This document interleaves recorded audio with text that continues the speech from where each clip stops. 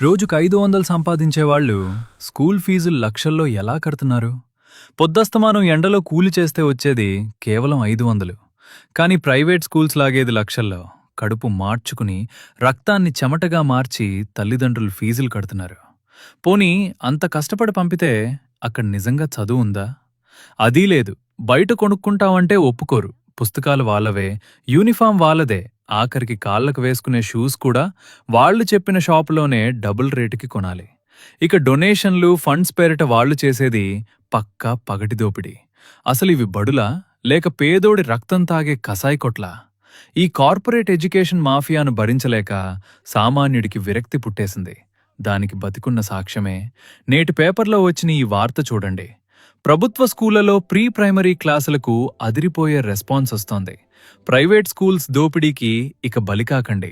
మీ పిల్లల్ని సగర్వంగా సర్కారు బడులకే పంపండి. మీరు ప్రైవేట్ ఫీజుల కోసం ఎంత కష్టపడుతున్నారో కామెంట్ చేయండి. ఈ నిజం అందరికీ తెలియాలంటే ప్రతి పేరెంట్కి షేర్ చేయండి. వాస్తవాలు నిర్భయంగా తెలుసుకోవటానికి నేత్ర మీడియాని ఇప్పుడే సబ్స్క్రైబ్ చేసుకోండి.